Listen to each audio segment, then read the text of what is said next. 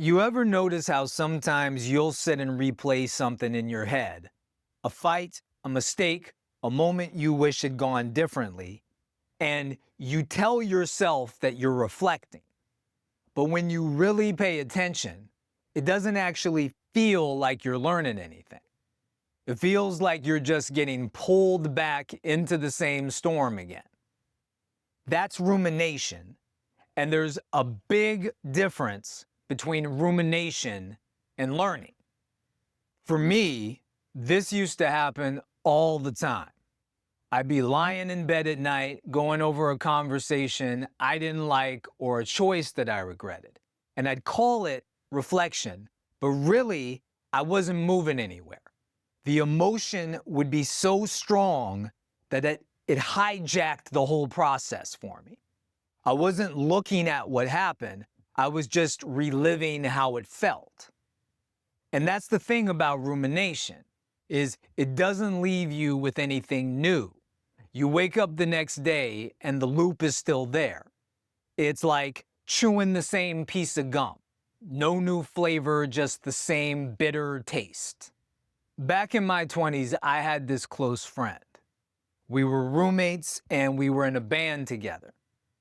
At some point, I decided that I wanted to try making music on my own, and after that, our friendship basically ended. It wasn't just about me leaving the band, it was also about all these unresolved issues that we had in our friendship that had been bubbling under the surface. For years after that, I'd look back on it and just loop. I'd replay arguments in my head. I'd get caught up in, what I would say back if I could go back to that moment. I'd obsess over little things he said or did. And every time I thought about it, I'd feel that old surge of emotion, like I'd been disrespected, like I needed to win the argument even years later. That's rumination. It kept me trapped in the feeling of being wronged. But now, when I look back at that, it's different. I can actually see both of us clearly.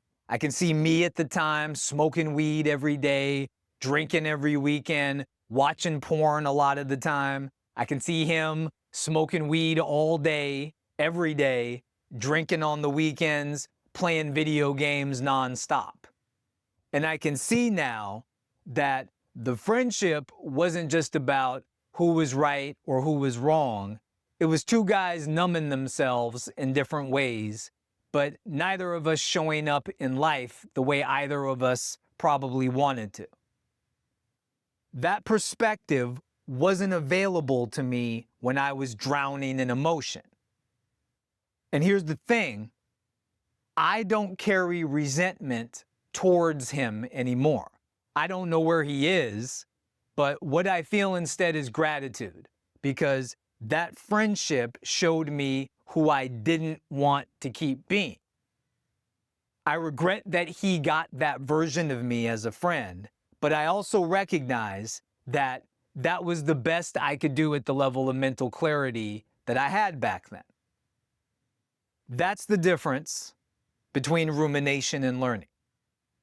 Rumination kept me locked in the hurt. Learning let me see the bigger picture, take the lesson, and move forward. One way I can tell the difference now is by checking my body.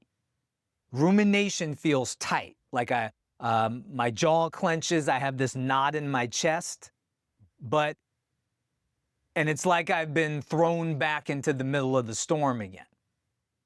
Learning feels different. I can breathe, there's space around the memory. I'm not inside it. I'm standing a few feet back from it, watching. And that space is what allows me to actually take something useful away from that experience.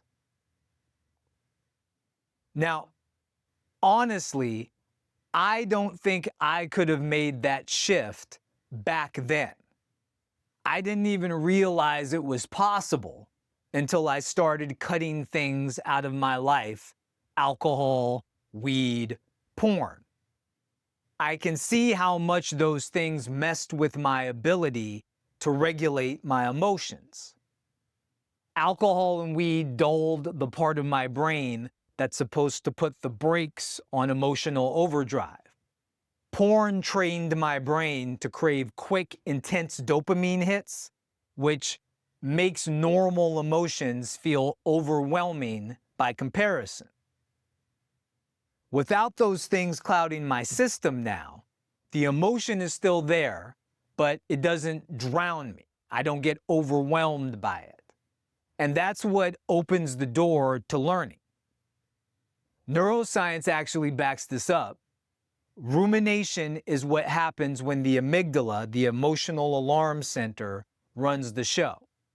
Learning is when the prefrontal cortex, the part of the brain that regulates and makes sense of emotion, comes back online.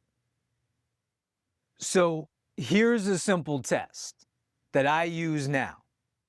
When I'm looking back on something, I ask, am I in the memory drowning in the feeling, or am I outside of it watching and asking what I can learn? If it's the first one, I know I'm in a rumination.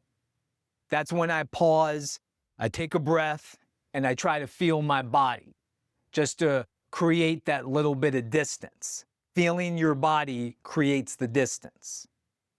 If it's the second one, though, then I know I'm actually reflecting, and that reflection gives me something I can carry forward, instead of just another night of chewing the same bitter gum again. This difference matters because rumination convinces us we're doing work, but really we're just reinforcing the same wound. Learning, on the other hand, that's growth. It's how you actually change. It's not about never feeling the emotion. The emotion is part of it. It's about being able to hold the emotion without being consumed by it. That's what turns reflection into wisdom. So the next time you catch yourself replaying something, don't beat yourself up for overthinking. Just ask, am I looping or am I learning? Because replaying isn't learning, but holding the experience and seeing it clearly and taking the lesson forward, that's how reflection actually changes you.